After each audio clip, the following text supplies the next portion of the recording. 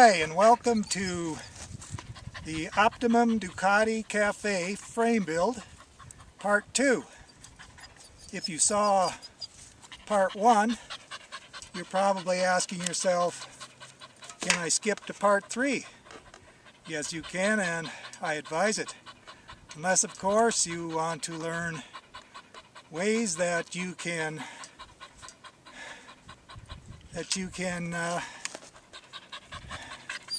double the stiffness of your frame with a few simple modifications and improve the handling. Stay tuned.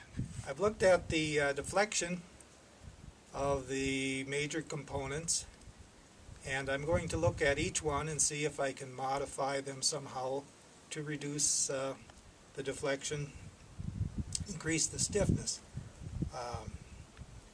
First, I'm going to look at the swing arm. The swing arm, I had a 10 thousandths side deflection from a 10-pound side load, and 8 thousandths of that was torsion and 2 thousandths was bending. So I'm looking at ways of modifying the swing arm now. And one of the modifications that has been done was done by Moto Trans. You can see in this swing arm here, they took a 1/4 inch wide strip of steel and welded that to the bottom of the swing arm. And it runs all the way from the back here to where the cross tubes run. So I'm going to look at that on the computer and see if that's an effective modification. I get a deflection reduction of 0.0002 or 2 10,000ths out of a total of 10, so it doesn't seem like a very productive way to go. I also would like to look at some other ideas.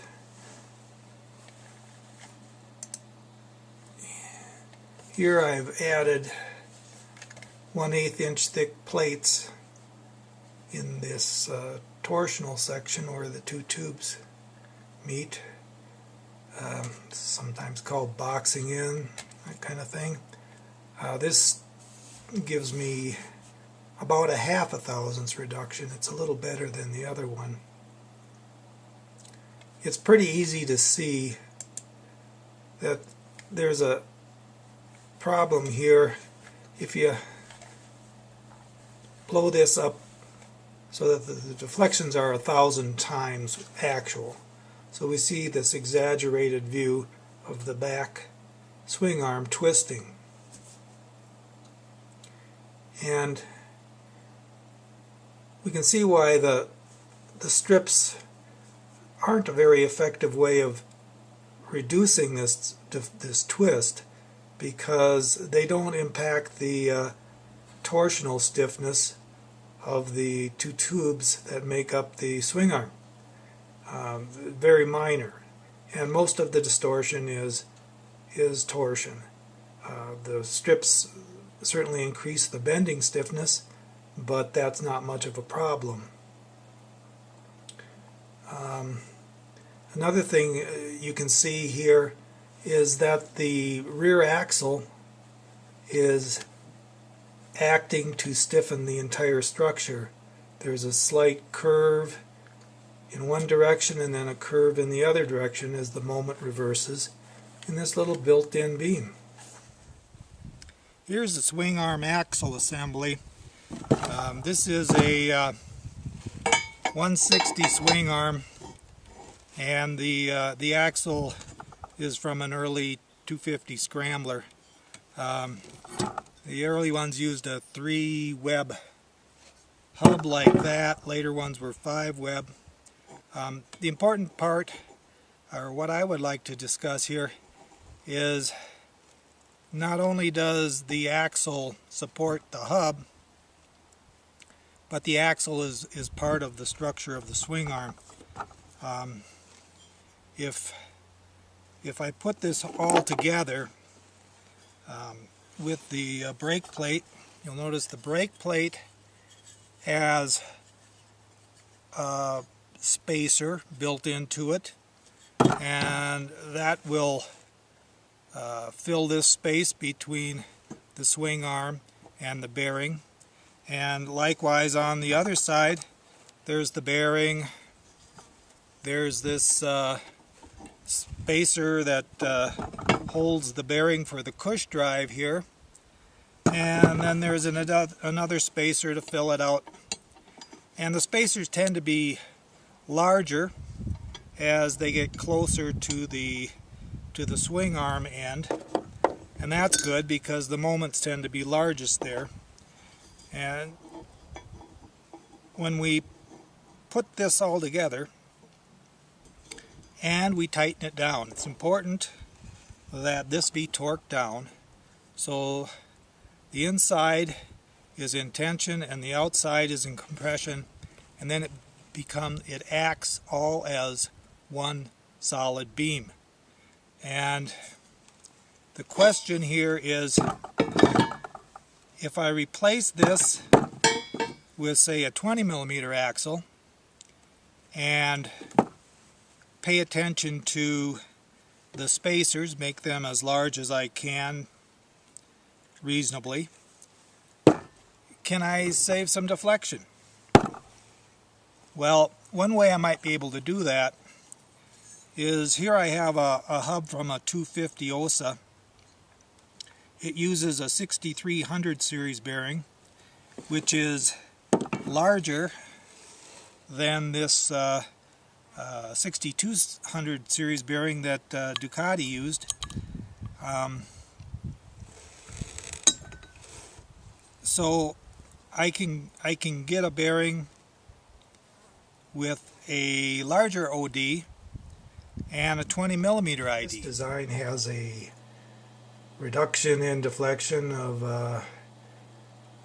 0.0012 inches, so it's 88% as flexible as the stock design.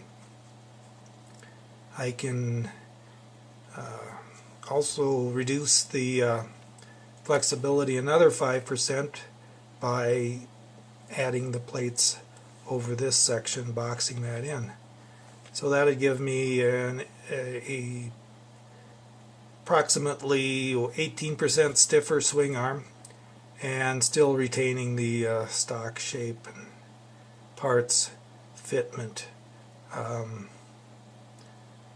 And, you know, if a guy walked along the street and some schmuck looked at it, well, he wouldn't know it wasn't stock. So that's always good. And to go any farther with this design, I will have to do some kind of a custom design, because at this point I'd be changing so much I might as well start from scratch. So let's start from scratch. Computer, make me a new one. No, that's not good. Don't want that one. Okay, but show me that with the better. Oh, there you go. Alright, there's 74% of the deflection with this design. It'll probably in final form would be closer to 65 or something like that, because this axle is a small axle, it's not optimized. And it is a couple pounds heavier at this stage. So this might be worth designing into a part if I'm going to do a custom frame. So there's that question, needs to be addressed now. Looked at the swing arm, and now I'm going to consider the frame. The Ducati 250 used a backbone frame. The backbone part was 1 3/4 tubing, and this down tube was 1 3/8. There have been some modifications tried. Cycle World did a series of articles called the Ducati for Racing, part 1, 2, and 3, and in part 3 they show a frame modification. It involves extending the swing arm axle out past this down tube, and then welding a couple of gussets out here to connect, so that this structure then is tied in to here. And as start to look at the frame, I'm going to analyze that on the... Here's the first modification along the lines of the Cycle World Ducati for Racing Part 3. Additional plates were added to this down tube and tied to the tubing that makes up the axis of the swing arm. The results, not too encouraging, about 3%, little over 1/1000 less deflection out of 45. It doesn't seem to be very effective, and I think the load is coming in here. We're bending and twisting. The engine is connected to that area, and it's very stiff torsionally and bending. The frame here, we have some torsion and bending, and going out to the headstock where it's all resolved, we have bending in this down tube, but there isn't much distortion back here because it's all pretty rigid already. So adding more rigidity doesn't seem to make a big improvement.